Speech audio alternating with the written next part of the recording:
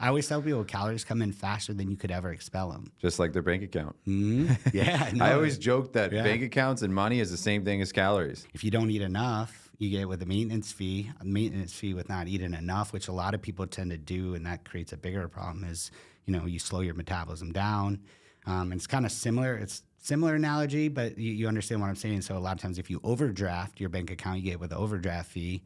Obviously, overdraft calories every 3,500, you got a pound. So it's like learning how to stay within what your body or your bank account budget, and that'll be different per your activity. That'll be different per just your lifestyle. Welcome back to the Garnered Report. We got a special guest, Jeff Delaney. Jeff, I'm excited to have you on. I've known you for a long time.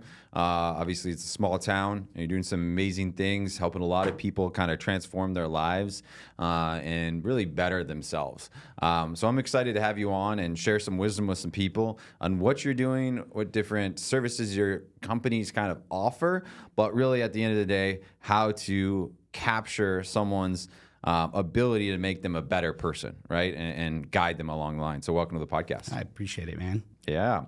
So Jeff, you're really into becoming a better you, right? If that is a weight loss journey, you help out with men's health and, testosterone, different things like that can more optimize their bodies. Excuse me. But ultimately, it's to better yourself, right? So let's talk about you for a second, right? Like, what's your journey kind of leading up to where you're at today? I mean, ever since I was young, I was always into sports. I grew up, my dad would go to the gym on the weekends and he would take me, and, I kept wanting to be able to get into the gym just to work out. Finally, when I was like 12, he let me start doing some push-ups and sit-ups, and nice. But I would have to go to the gym because it was like every other weekend with him, and I would sit there and sit at the front and watch people come in and out of the gym, and it always fascinated me, like how certain people walk in and like what kind of work they put in, like how they changed over time. It was just I'd sit there and read nutrition magazines, and it just was always a passion of mine. That's kind of I think where it all started for me is just. And always, for me, like, more the composition was crazy. Like, why is this guy lean and ripped? And then why is this person got a big old beer belly? And, and but strong both working sometimes. out. It's stronger. Yeah. It kind of depends. Yeah. And it was but it was always fascinating to see that, like whether you're eating good or exercising, like how you can transform your body for the better, or what you do can make it much, much worse. Yeah. So that's kind of where it all started for me. And I've always, I started kind of, just kept reading on nutrition. Always had that's always been a passion of mine. So that's. Did you transition then more into the sports realm for a while, or tell me a little bit about that? Yeah. So I, coming out of high school, I played collegiate football, a small D3 school up in Ohio, Mount Union.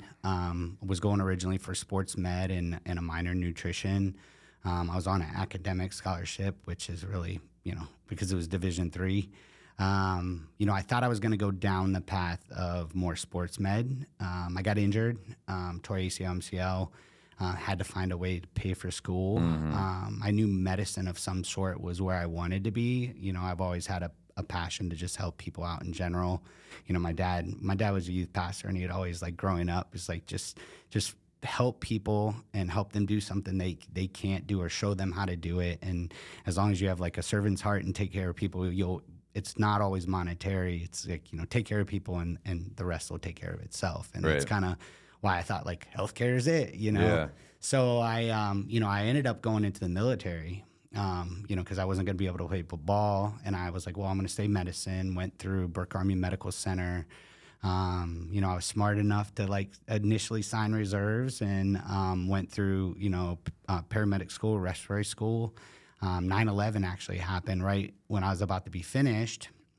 And I was planning on either finishing nutrition or going to physician assistant school when I got out. Right. And, 9/11 happened. They kind of put a stop of anybody going anywhere. And I was already at Brooke Army Medical Center where they do most of the medical training for the military. Mm-hmm. So I was like, well, I want to be here. It could be a long time. And so I was like, you know what, let me not waste this time just sitting idle, So I actually, started into PA, realized really quick I didn't want to be a physician assistant, just regular healthcare, didn't really fascinate me. But also too, at the same time, it was kind of two-folded. They started letting people go back home, and I'm like, well, if I stay in, I'm going to have to put in some active duty, and that's not really goes with my original plans that I wanted to, kind of pursue. So I ended up going back home, stayed there for about 6 months, took a position working cardiopulmonary down here in Florida, and then that's kind of what brought me to Florida for the most part, is go where it's nice and sunny, and quality of life's better back here. Quality of life. People well, I used to come down, growing up, my grandfather lived in North Fort Myers. So I'd come and visit him, and my dad would take me to the gyms, and everyone was tan and in shape. And I'm like, all right, this is the place. I'm from Northeast Ohio. Everyone's pale and I'm kind from of Wisconsin, same, right? Like, and it's funny you say that, because it's so true. If you can be out and be active, obviously you help your clients do this on a daily, but if you can be out and active and you're doing something with your body, over time, you're naturally going to be a lot more healthy. Yeah. Okay, let's stop and use a whole nother avenue. Vehicles. How much like rust are on vehicles up north? How much, how quick do they kind of break down because of the elements and the harsh, winters, different things. Same thing on your body, but we don't realize that, So it's nice to be down here when it's sunny and you can be out and be active and go for walks and different things like that. Yeah. Well, so that was kind of like the pushing force to come here. And I started thinking long and hard. For me, it was like, what can I do, or what do I love the most, and what can make the biggest impact in people? And it's always been nutrition. So that's kind of what I finished up when I was down here. I actually got into starting more athletes, football, baseball, try to do more performance nutrition. Every trainers are a dime a dozen. When it comes to like, just going to the gym, I'm going to work you out. You only have so many hours in your day. And it's like, you could work out till you're blue in the face, but if your food sucks, you don't really see anything happen, And so in my book, I've always put like 90% nutrition, okay, let's say 80% nutrition. 10%. Well, the 80-20, that's the one I go 80 nutrition, 10% working out, and then the other lifestyle habits, including sleep, which is super important. Right. So, kind of having that ratio. So I was like, let me dive into that. You're saying at the end of the day, 10% is working out, and everyone says, well, if I want to lose weight, I just need to go to the gym. Yeah. Right? Like, how backwards of a mindset is that for people? Well, think about it this way. I could go to the gym. I could bust my ass. I could work out for an hour. I might burn, depending on my activity, if it's strength training or exercise, like cardio, I might burn 500, 600, 700 calories. Right. I could eat 500, 600, 700 calories in 5 minutes. One Starbucks mocha. Calories come in. That's it. Yeah. I always tell people calories come in faster than you could ever expel them. Just like their bank account. Yeah. No, I always joke that bank accounts and money is the same thing as calories. Well, I teach that. I mean, that's a great analogy. I talk to people, like when it comes to like learning how to budget your body, you budget it like a bank account. If you don't eat enough, you get with a maintenance fee with not eating enough, which a lot of people tend to do. And that creates a bigger problem is, you slow your metabolism down. And it's kind of similar. It's similar analogy, but you understand what I'm saying. So a lot of times if you overdraft your bank account, you get with the overdraft fee, obviously overdraft calories every 3,500, you got a pound. Yeah. So it's like learning how to stay within what your body or your bank account budget. And that'll be different per your activity. That'll be different per, just your lifestyle. But a lot of people say, well, then, if I'm, good with numbers, then Jeff's saying I shouldn't really even go to the gym. Yeah. Right? I should just work out. I should just do nutrition, right? Well, I'll tell you. But like, how important is it still to be out there being active? Because there's probably a lot that your body does, right? It boosts different things, it increases different levels, right? And let's talk about that. I never crap on activity. Right. That's kind of. But no, that some people say that. Oh yeah. Because 80% is nutrition. Well, then I don't need to spend that extra 30, 45 minutes being active if 80% is, right? So how important is some kind of physical activity from a hormone level, different things like that? Like, how does that affect it? Well, as we age, just with hormones will change. Less activity we have, you're more prone to getting hurt. That activity you do, if you could get a better composition and build some muscle tissue, that muscle we have, like basically requires calories for us to keep it. So it has to be definitely some balance in the two. I try to teach people, try to be active at least 3-4 days a week minimum. Don't neglect the heart when it comes to cardiovascular, just because that's typically something people try to sleep on. But at the end of the day, it's, let's say it's 10% training. But when it comes to changing, for the most part, like I could not change my training at all, and I could change the way I look just by what I do with my food. Right.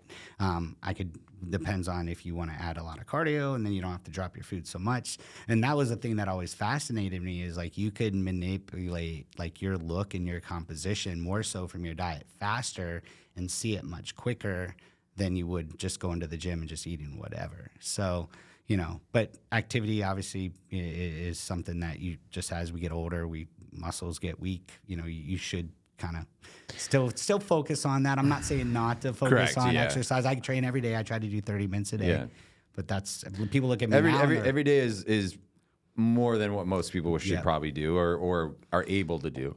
So what is the rule of thumb? If I'm going to say I'm an entrepreneur, I'm really trying to build my business. I know I need to dedicate some time internally to my mind and my body to be able to be the best entrepreneur I can be, right? What's a good rule of thumb from an activity level? Hey, I have to go out with clients and do dinners all the time. Like, give me some nuggets there for like, how do I achieve that lifestyle but also be healthy? So, that's one where a lot of people tend to kind of fail when they come to balance. I think people either go all in or they're all out, and they don't find that balance between. So you got to look at your schedule. What you like to do. If you can balance your exercise per your schedule, because that's always the tough thing as an entrepreneur. You're constantly hustling or you're trying to get stuff done. It's having the time to get it in. So, one look at your schedule, try to minimum get 3 to 4 days a week of some activity.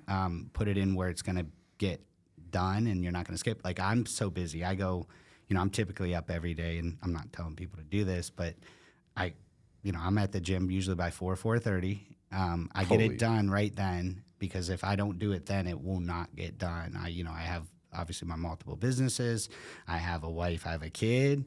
Sometimes I'm coaching baseball. So I just knock it out first thing in the morning. Yeah. So I always say, look at your schedule. Where are you going to actually be able to have a consistent, time or, consistency when it comes to your training, right? And then work back from there. It depends on your overall goal. Are you trying to be, crazy good shape, or you're just trying to be overall healthy and fit, So if you don't have a six-pack, you can still be very healthy, right? Yeah. No, that's true. I feel like a lot of people, they'll look at people and they're like, oh, like that guy is super healthy because they're jacked. But at the end of the day, like, you could have the best levels, right? Because you obviously do a lot of blood work with your clients and stuff like that. And people have this kind of misconception of like what's healthy, right? And I think, correct me if I'm wrong, Jeff, but like a lot of people say like dad bods are actually like, in a sense, could be a healthier body than the person that's ripped and lean, right? So like explain that, because most times people say like, oh, he's got a little extra fat, like you can't be healthy, right? But thoughts on that? Well, there's a lot of variables that play into that, if you're not genetically already gifted, because you have that kind of small population that just stays lean no matter what. They could eat what they want. We all don't like them. Yeah, no, they suck. I'm not that. I'm not meant to be a lean person.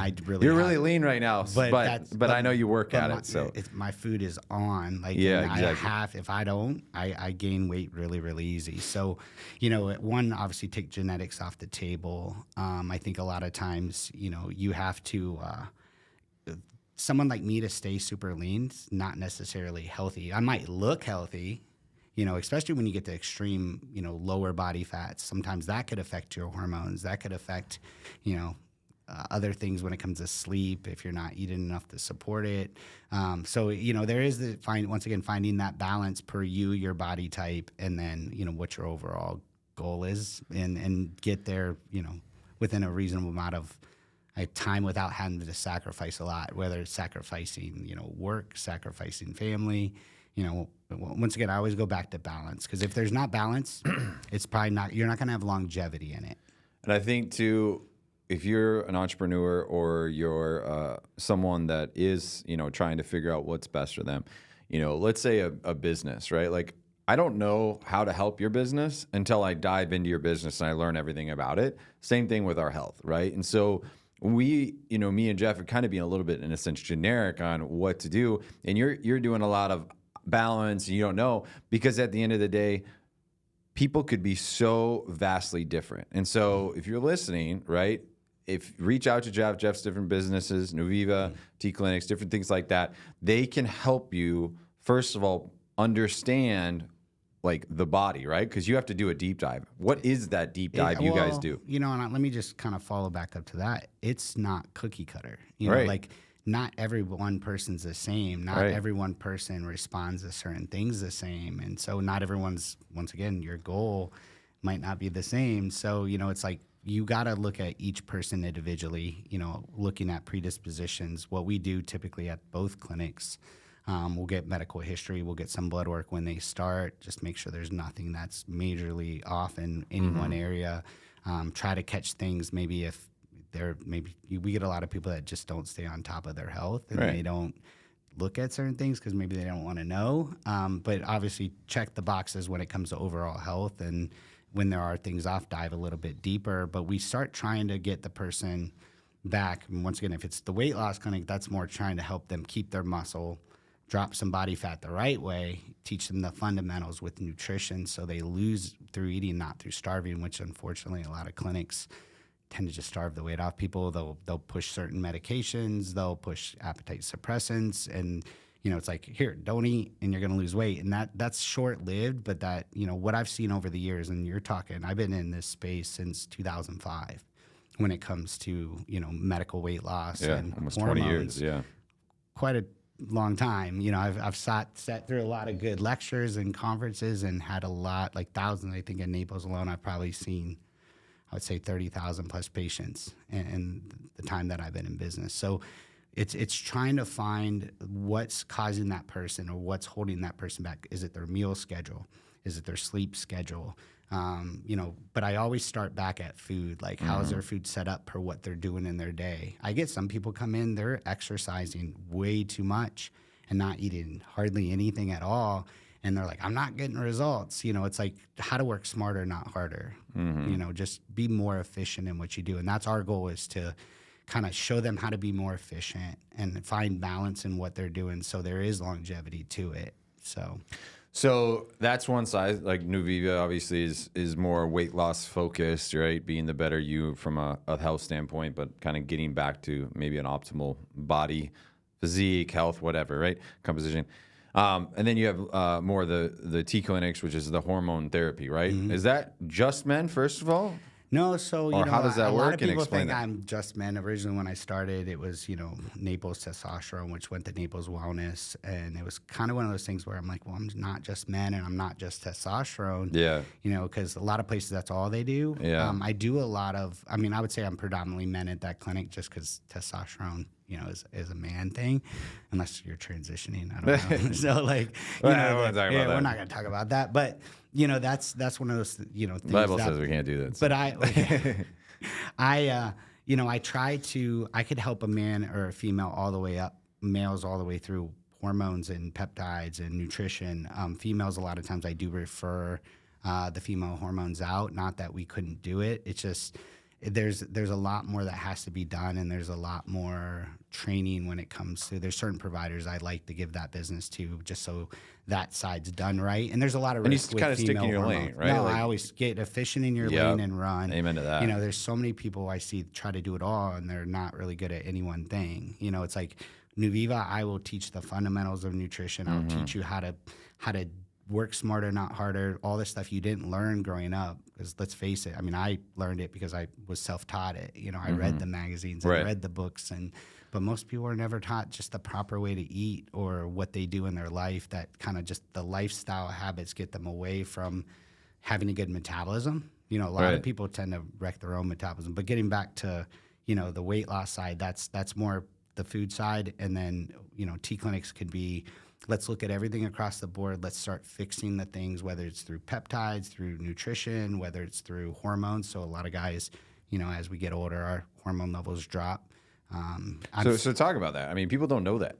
Like, so as you age, your hormone levels drop, right? And so it's like a fuel tank. You should be at kind of full, right? You shouldn't be over full, right? Yeah. And that's the elephant in the room, right? Is well, isn't it steroids? Yeah. Right? Like everyone probably, how many times do you probably talk to people and you're like, it's not steroids, you know? I mean, it's like it's testosterone's one component, but a lot of people it's class like, that with all the other stuff a bodybuilder takes, But like bodybuilders, correct me if I'm wrong, they're going crazy. What I've heard and whatnot through people is like they're taking 4 or 5 times the amount that they're supposed to. I mean, I'll be get the transparent and straight up, and I'm always honest to the clients. Yeah. I got into this business because I messed myself up. Yeah. To play at a certain level. I'm 5'6". Yeah. I'm not genetically gifted. Yeah. So I did dabble. I actually started taking back when Mark McGuire and all them guys were taking androstenedione, which tend to kind of shut you down because once you start getting certain hormones from an external source, a lot of times your body will say, hey, it's coming in, we don't need to make it. And then coming off that, my levels were somewhat messed up, and then it kind of progressed me into doing testosterone and then eventually anabolics. And, at 22, my levels were pretty messed up. Wow. Luckily, I was in healthcare, and, I had a really good mentor and partner up in Fort Myers that's what he specialized in. So he was able to kind of get me back to where I needed to be. And I was just like, man, I understand what guys go through, after about 40, because just going through life as men, most of our hormones will drop a little bit each year after about 30, but they start nosediving at 40. In the past, I'm seeing a lot younger guys come through the door. They didn't mess themselves up like me. They didn't take something, but I'm seeing just from the process in the food, the additives, the inactivity, obviously a lot more sedentary lifestyle. I'm seeing guys in the late 20s, 30s now that I used to not see until guys were in their 40s. So it's definitely, there's a lot more need for it, but, now having that younger population coming in with not really good levels, and, and it kind of sucks because most guys, when you go to your doc, they're, the range goes 250 to 1100. And, so if you're between 250 and 1100, Andrew, you're normal. But the problem is when most guys start getting, and I'm talking about total testosterone, close to 500 under, free testosterone, a lot of times free, is how much is unbound. You start getting a lot of the clinical symptoms. You're tired, you're lethargic, your sex drive's not as good, your muscle mass is kind of going away, and you're like, I'm at the gym, I'm putting in work, and I see nothing happening at that point. And that's kind of where, kind of my clinics can step in and kind of treat where most won't treat. Right. Because there's not. Because you want to get up to that, what did you say, 11? Well, range not goes to quite 11. up there, but like somewhere And up. that depends on the person. Most clinics just try to cookie cutter it. Whereas I would say, let's figure out like high normal, and we do more to the person. We balance to the person, which you got to make sure you don't go too high, because once you go too high, you tend to get some other byproduct and things that could happen. Blood could get thick, prostate stress. So being monitored is crucial. If you are on hormone therapy, some people just go blind about it, or they go to certain places that maybe just don't monitor the person. They just cookie cutter. So, but the goal is to be back to when you were 18, 19, 20, when you felt your best, your energy levels were your best. You had that drive to go out and conquer the world. A lot of people, a lot of guys tend to lose that. But I thought most guys just say, "Well, I'm getting old," and they just deal with They it. chalk it up. Well, I don't know. So if you're one of those, at least open your mind a little bit to discover and look into it, right? It doesn't say you have to do anything, right? But like look into it, because there might be an alternative to really put you back into that feeling of a 20-something-year-old. Well, so that's kind of like going back to like T clinics, or we're just men and we're just testosterone. It shouldn't just be that. Like I have guys that come in that are younger, that we could use certain things to tell their body to make their own testosterone again. I get some situations where we have certain medication I could use where, hey, like we need to maintain fertility. We have those options versus just most guys like, oh, I'm not going to come do tests. Well, if your levels are low, let's try to like make some changes, whether it be nutrition, can help, sleep can help, but sometimes there are certain medications you could kind of get the body to fire back up. Because your body makes testosterone. It's just, it just might not be making enough, then, right? Okay. And it drastically affects how you feel, how you function. I always kind of say, like, a lot of times females don't really get hormone deficient until a little bit later in life. But if you look at like a husband and wife, as guys get older, testosterone goes down and estrogen goes up. And as women get older, estrogen goes down and testosterone goes up, and they end up looking the same. Like, like when they're 70 or 80, if you didn't have any intervention with the hormones, Right. they end up pretty much in the same spot. Yeah. So, there is some, if it's done right, there's very little risk as long as you make sure you're checking certain things. But you can't stop the aging process. Right. You could definitely slow it down and I always say as a man, our number one hormone is testosterone. Right. So keeping that optimized, I always say just think about when you're 18, 19, 20, how'd you feel? Yeah. So obviously get your levels checked first, right? Get in there, do some blood work. It's a couple $100 to really know where your body's at. Yep. It's the same thing as bringing your car to the shop, right? Hey, is everything working correctly? You might not know that something's about to fail. So just get in there and check. And, I've heard so many stories of people just going for their regular visit or, checking different things, and they discover something way, way more serious. So if it's not for even, testosterone, different things like that, just go in and get your levels checked because something could. Don't sleep on your labs. Exactly. I think once again, some people just are too busy. When you're younger, it's something maybe you do once a year. If you have any existing things or you got to watch out for, maybe every 6 months. But, just definitely always, you could work your ass off. You can make all the money in the world. If you're not healthy enough, you're going to end up spending that money at some point just to keep yourself around. Right. So many people risk their health early in life to not be able to enjoy it later. So, I always say just invest in yourself more than anything. Just stay on top of it. Yeah, and I saw a video the other day. It's so relevant in this case is maybe don't spend all the money, but they were saying, you can save and save and save. And it was a really old gentleman trying to get out of a Lamborghini. And it was he couldn't even get out, because they're low to the ground and stuff. And it was don't waste the opportunity to enjoy life, And so also too, if you can make it so that later in life you're more healthy, we'll spend a little bit of money on it, right? None of us have any more time, right? We all have the same amount of time and we have one body. Yeah. Got to give us one. Let's work on internally to make sure we're good. Switching gears here for a second, because I admire what you've done with both businesses. Obviously, you're a serial entrepreneur, really, because you have multiple venues, different businesses, different things that kind of all are in the same, let's say, industry. But something that's interesting is you franchised out. Yeah. How was that process, and kind of what's the first step if someone's like, hey, I built a great business, I'm ready to duplicate it, I'm ready to franchise it? It's scary. Looking back, hindsight's 2020, right? Everyone thinks you're franchised your business, you're got all these clinics and you're killing it, and depending on the business and how fast you scale, going through that process, I actually had a little bit of a bumpy road. Back in 2010, my Nuviva, at the time it was New Life Medical Weight Loss. We trademarked Nuviva. We had a bunch of people that wanted to come on board. So we went through the franchise process. Unfortunately, we had two guys that helped us franchise that were not really the most ethical guys, and they kind of screwed over some other people. And long story short, left some of our legal open. At that time, I think we were at 16 clinics, and we had 40 some in line, right? And we had to pause. I had to basically give deposit money back. We kind of one of the guys disappeared. It took us almost 2 years to kind of fix that, as far as go through that process to cover our butt. And then by the time we were ready to franchise, I was kind of my partners, we lost a little bit of steam in the, wanting to do that. Yeah. It's, at the same time, we brought on some clinics, and that, if you're thinking about franchising, think about really hard. Is it something you want to franchise and have multiple locations, but have not as much control of your baby? And it depends on the business, right? Or do you keep those as corporate locations and move from there?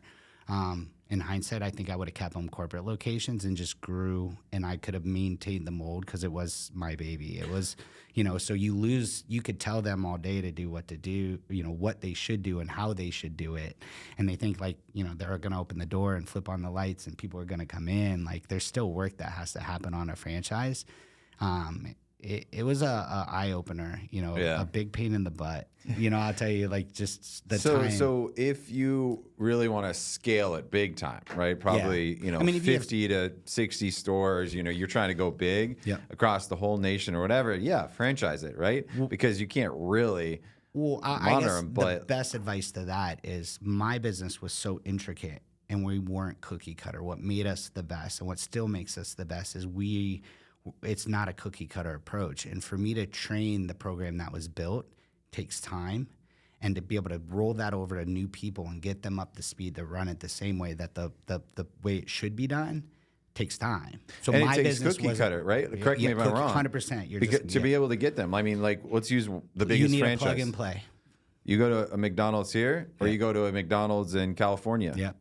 The burgers taste the same. They taste the same, right? Because they're exactly the same each one. Since you're saying it's different, it doesn't work. Yeah. So that's probably just, if your business can be extremely cookie cutter, then maybe a franchise is good for you. Yeah. But if not, you need to maintain control. Corporate life. Cookie cutter, and you got to be ready to run and be okay with things not always being super perfect. Unfortunately, I'm in healthcare, so you got to make sure things are done right.